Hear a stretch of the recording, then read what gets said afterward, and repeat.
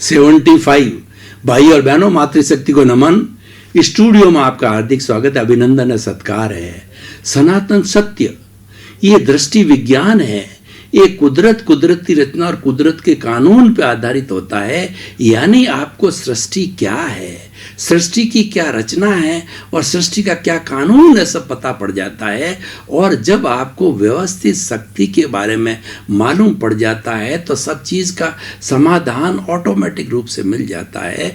ये सारा कार्य हम अलग अलग एपिसोड्स के माध्यम से करते हैं। तो आज हमारा बहुत सुंदर एपिसोड लेकर के हम आपके सामने प्रस्तुत हो रहे हैं।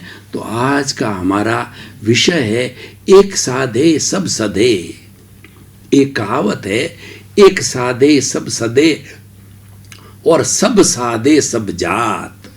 इसका अर्थ हुआ कि एक समय में एक कार्य करो। अगर एक समय में हम 2-3 काम साथ में करते हैं तो हमारी शक्ति खंडित हो जाती है और कोई भी काम एफिशिएंटली नहीं होता है। मैं आपको 2-3 उदाहरण देना चाहता हूँ। मान लीजिए 100 फुट के ऊपर ज़मीन के अंदर पानी है और हमने 10-10 फुट के 10 खड्डे खोदे। तो मैं आपसे प्रश्न पूछता हूँ, क्या पानी मिलेगा? आप तो कहोगे 100 फुट की खुदाई कर दी, पानी नहीं मिला, क्योंकि आपने एक नहीं साधा है, सब साध लिया।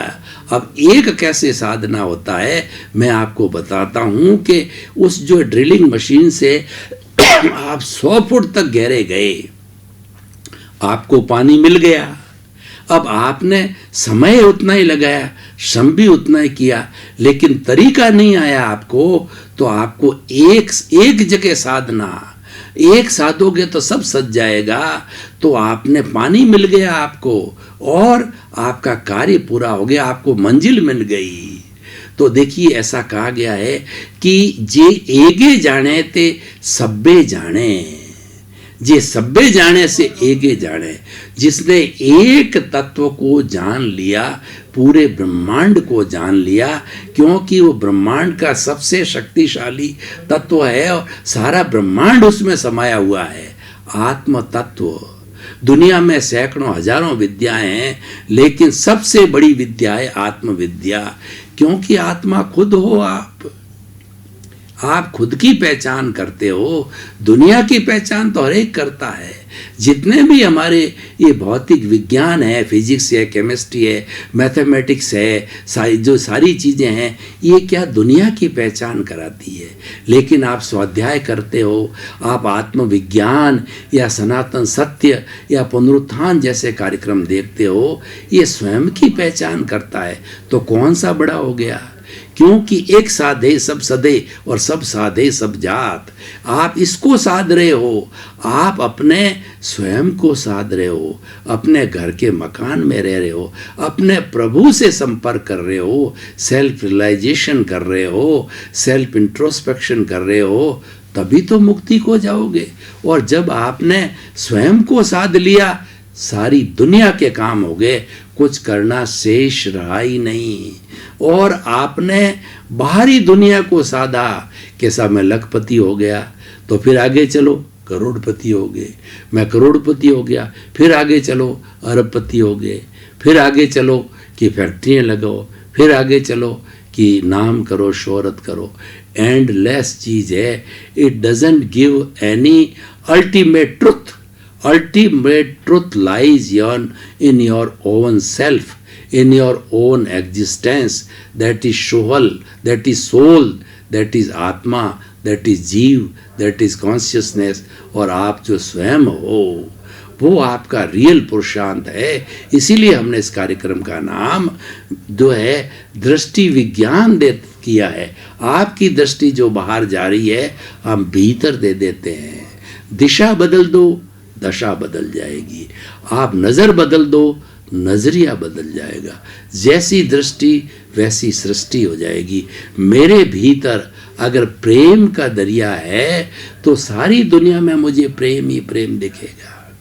कबीरदास जी ने बहुत सुंदर कहा कि पोथी पढ़ पढ़ जग मुआ और पंडित भयानक होए, ढाई आखर प्रेम का और पढ़े सो पंडित हो। आपने पुस्तकें पढ़ पढ़ के रट रट करके विद्वान हो गए, लेकिन आप में क्रोध है, अहंकार है, माया है, लोभ है। और जब आपने प्रेम का पाठ पढ़ लिया, जैसे कि सबरी को भगवान राम क्यों मिले? प्रेम के कारण मिले। केवट को राम क्यों मिले? प्रेम के कारण मिले। हनुमान को राम क्यों मिले? प्रेम के कारण मिले। प्रेम सबसे बड़ा रसायन है। अर्जुन को जो है कृष्ण क्यों मिले? दुर्योधन को क्यों नहीं मिले? क्योंकि प्रेम था अर्जुन को। अर्जुन ने तो महाभारत में यह शर्त रखी गई कि एक तरफ तो जो है कृष्ण भगवान ने कहा कि मेरी 16 अक्षुणी सेना है। दुर्योधन और जो है वो अर्जुन मांगने को आए, तो उन्होंने कहा मेरे पास में एक तो 16 अक्षुणी सेना है और एक मैं निहत्ता कृष्ण हूं, किसको क्या चाहिए? तो दुर्योधन ने कहा कि पहले मैं मांगूंगा। मांगो। उसने कहा कि ये निहत्ता छलिया, ये मेरा क्या भला करेगा? हथियार भी नहीं है तो क्या लड़ेगा? मुझे तो अक्षुणी सेना चाहिए। बड़ा राजी हुआ कि लड़ेगी तो सेना लड़ेगी, जीतेगी तो सेना लड़ेगी। अकेला आदमी कैसे जीत सकता, और वो भी बिना हथियार वाला कैसे जीतेगा? पर अर्जुन ने कहा कि जो है वासुदेव, मुझे कुछ नहीं चाहिए, मुझे तो आप चाहिए। तो वो एग्री हो गए और वो भगवान कृष्ण ने अपना विराट स्वरूप बताया, उसको निष्काम कर्म बताया, उसको भेद विज्ञान दिया कि अर्जुन तो शरीर का नाम है, तुम तो आत्मा हो, और तुम जो है ये जो युद्ध करोगे तुम्हारे कोई कर्म का बंधन नहीं होगा, क्योंकि तुम अकर्ता बन के करोगे। और फिर वो उसी जन्म के अंदर मुक्ति को प्राप्त किया, इतनी हिंसा करने के बाद भी। तो मैं ये कह रहा था, एक साधे सब सदे, सब साधे सब जात। आप कुछ ऐसी चीजें पकड़ लो जिससे आपको जो है सब रास्ता मिल जाए। अब मैं कुछ जो है आपको कुछ और उदाहरण देना चाहता हूँ, उससे चीज़ ज़्यादा स्पष्ट हो जाएगी। जैसे आप देखिए, सब साधना है तो आप एक सदगुरु को पकड़ लीजिए। गुरु गोविंद दाऊ खड़े और काके लागू पाए, बलिहारी गुरु आपने और गोविंद दियो बताए। मेरा लक्ष्य गोविंद को प्राप्त करना है, भगवान को प्राप्त करना है, लेकिन भगवान को बताएगा कौन? सदगुरु बताएगा। इसीलिए जो भक्त कहता है कि हे गुरु जी, मैं तो आपके चरणों में पहले नतमस्तक होता हूँ, बाद में भगवान के चरणों में नतमस्तक होता हूँ कि भगवान के दर्शन आपने करवाए हैं। सदगुरु हमें सद्ज्ञान देता है, हमारे अज्ञान रूपी वेल्डिंग को तोड़ता है। अज्ञान अंधकार है, तिमिर है, और ज्ञान है वो एक दीपक है, प्रकाश है। हमारी आत्मा स्व पर प्रकाशक है, दीपक स्व पर प्रकाशक है, खुद भी प्रकाशित होता है और लोगों को भी प्रकाशित करता है। घना अंधेरा हो सदियों का, उसके अंदर एक छोटा सा दीपक जला दो तो वो दीपक क्या है, उस तिमिर को हर लेगा, प्रकाश कर देगा। तो हमारा सदगुरु जो भीतर ज्ञान का दीपक जलता रहता है, तो वो अक्षय दीपक है, वो जलता रहेगा। उस दीपक के पैदा होते ही हमारे प्रभु जो है अपना प्रतिनिधि प्रज्ञा को भेज देते हैं, हम प्रज्ञावान बन जाते हैं, हम पंडित बन जाते हैं। और पंडित जो बनेगा, प्रज्ञावान बनेगा, वो प्रज्ञा चक्षु होगा, वो कभी अन्याय नहीं करेगा, वो कभी गलत दिशा में नहीं जाएगा, वो ना क्रोध करेगा, ना अहंकार करेगा, ना माया करेगा, ना लोभ करेगा, ना वो कर्ता बनेगा। No ownership, no doership, no blame, no claim. उसी का नाम पंडित है, उसी का नाम प्रज्ञा चक्षु है, उसी का नाम प्रज्ञावान है। गुरु हमें प्रज्ञावान बना देता है, प्रज्ञा को जागृत कर देता है। एक सद गया सब सद गए। अगर आप प्रज्ञावान बन गए तो आपका जीवन धन्य हो गया और आपका सद सब चद गया। फिर अलग अलग 33 करोड़ देवी देवताओं के पास में आपको जाने की कोई ज़रूरत नहीं है, क्योंकि आपका स्वयं का बड़ा देवता है, उससे आपका स्पर्श हो गया। भाई और बहनों, मैं आपको बताना चाहता हूँ कि हम नॉर्मली बहुत से देवी देवताओं को ध्याते हैं, नाकोड़ा जी के जाते हैं, और उसके साथ साथ के अंदर जो हमारे बालाजी के जाते हैं, और बालाजी भी अलग अलग जगह पे हो जाते हैं। सभी देवताओं की धोख लगाते हैं और उनसे प्रार्थना करते हैं कि आप प्रसन्न हो जाओ और प्रसन्न होकर के मेरी मनोकामना को पूरी करो। मैं तो आपको यही कहना चाहता हूँ, 10 जगह 50 जगह जाके धोख लगाने से क्या है, भीतर जो जीवित प्रभु बैठा है, जो आपकी आत्मा जो आपको बुलाता है, ज़्यादा प्रूफ क्या देना, वही आपको ज्ञान देता, वही बुलाता है, और वही जो है वो आपके दिमाग को विकसित करता, वही ज्ञान देने वाला है। उस प्रभु से समर्पित हो जाओ। उससे प्रभु से समर्पित होने के लिए ये दृष्टि विज्ञान है। दृष्टि विज्ञान का मतलब है कि नो वाया मीडिया, आपका सीधा संपर्क आपके प्रभु से हो गया। आप भीतरी जगत के अंदर चले गए, आपके प्रभु के दर्शन हो गए। अब प्रभु को रिझाओ, उस प्रभु का जो है वो सेल्फ रियलाइजेशन करो, आत्म साक्षात करो और आत्म विकास करो और इंट्रोस्पेक्शन करो और आगे बढ़ते रहो और बढ़ते बढ़ते गंतव्य को प्राप्त करो। तो भाई और बहनों, एक साधे सब सधे। बाहर के जगत की मैंने बहुत बातें करी, आपको बहुत परिक्रमा कराई, तो एक जो साधने की बात मैं दूसरी और कह रहा हूँ कि जीवन में कुछ करना है तो प्रभु के बीच के अंदर जो पर्दा है वो अहंकार का पर्दा है। ये शरीर बेचारा तो क्या भोगने वाला है, ये तो खाने वाला है। जो रोटी मिल गई खा लेता है और जो सुख मिला दुख मिला भोग लेता है, लेकिन रियल सुख दुख जो भोगता है वो जो आत्मा और शरीर के बीच के अंदर जब इनका संपर्क होता है तो तीसरी एक माया खड़ी हो जाती है। वो माया है, अहंकार है। अहंकार का मतलब क्रोध, अहंकार, माया और लोभ कहते हैं, उसको मोह का संसार कहते हैं, उसको राग द्वेष कहते हैं, उसको कषाय कहते हैं, उसको कर्म रज कहते हैं, उसको कर्म बीज कहते हैं, उसको कॉजल बॉडी कहते हैं, उसको लिंग शरीर बोलते हैं, उसको कार्मण शरीर कहते हैं। ये सब पर्यायवाची है। जैसे प्रभु की कथा बड़ी है वैसी की वैसी इस कार्मण शरीर की भी बड़ी कथा है। हरि अनंता, हरि कथा अनंता, उसमें तो मुक्ति मिलेगी। लेकिन अगर संसार में भटकते हो तो इस अहंकार रूपी जो है हरि की कथा करते रहो, आपको जन्म मिलते रहेंगे और आप संसार में घूमते रहोगे, आनंद करते रहोगे, सुख दुख की अनुभूति करते रहोगे। लेकिन आपका उद्देश्य अगर प्रभु भक्ति का हो गया है, प्रभु को पहचानने का हो गया है, तो अल्टीमेटली क्या होगा, आपको ब्लिस मिलेगी। अहंकार से ब्लिस नहीं मिलेगी। अहंकार सुख भोगेगा, क्षणिक भोगेगा, ऐसा सुख भोगेगा जो कि मोमेंटरी होगा, कम समय के लिए होगा। उसके खत्म होते, उसके वियोग होते फिर दुख प्राप्त हो जाएगा। फिर सुख आया, फिर दुख आया, तो सुख दुख के पलड़े के अंदर झूमते झूलते रहोगे। लेकिन परमानेंट ज्ञान मिल गया, आपको आत्मज्ञान मिल गया, प्रभु से साक्षात हो गया, तो धीरे धीरे आपको ब्लिस प्राप्त होगा।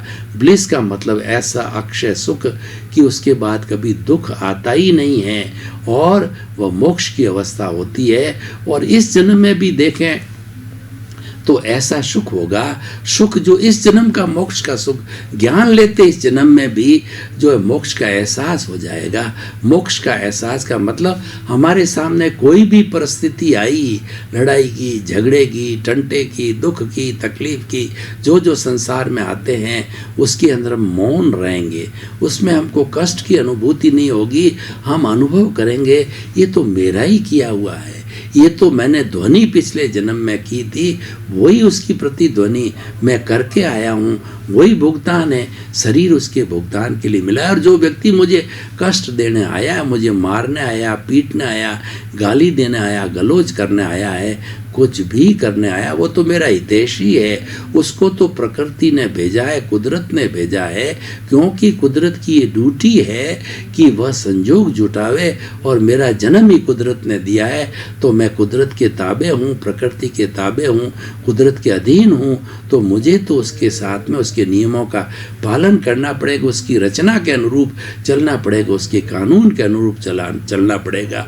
उसका कानून यही है कि तुम जो उपादान लेके आए हो, जिसका कि उदय और प्रारब्ध चल रहा है, और उस प्रारब्ध और उदय के बीच में निमित्त की आवश्यकता होती है। निमित्त सारा हमें जो प्रकृति देती है, हमें ये कुदरत देती है अपने कानून, अपनी रचना के तहत, तो हमें उसको सर्वमान्य करना चाहिए कि ये जो है मेरा ही किया हुआ है। मेरी ध्वनि थी वो, उसकी प्रतिध्वनि इस जन्म के अंदर हो रही। मैं आपको एक उदाहरण देना चाहता हूँ कि आप किसी खुले कुएं में जाइए, उस खुले कुएं के बाहर मेड़ पे खड़े रह करके आप जोर से आवाज़ लगाइए कि तू बहुत अच्छा है। भीतर से आवाज़ आएगी तुम बहुत अच्छा है। और आप दूसरी बार आवाज़ लगाइए कि तू चोर है, बदमाश है, तो भीतर से इको आएगी कि मैं चोर, तू चोर है, बदमाश है। इसका मतलब क्या है? पिछले जन्म के अंदर जो जो हमने प्रतिष्ठा की थी, जो जो भाव डाले थे, वही भावना डाली थी, वो का वो गोभी के पत्ते में से पत्ता, पत्ते में से पत्ता, पत्ते में से पत्ता, हमारे जीवन भर वो मन वचन काया की तीनों बैटरियां डिस्चार्ज होती रहेगी।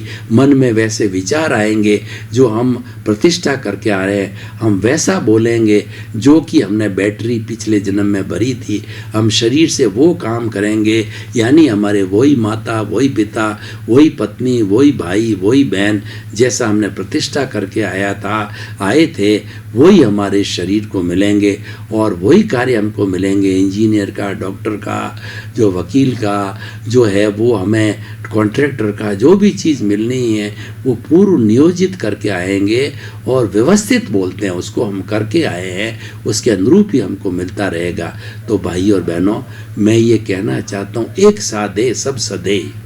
बड़ी सिंपल बात है कि आप जो अगर मुक्ति को जाना चाहते हो तो आत्मा के साथ सद जाओ और हरि अनंता, हरि कथा अनंता, उसकी कथा जीवन भर करते रहो।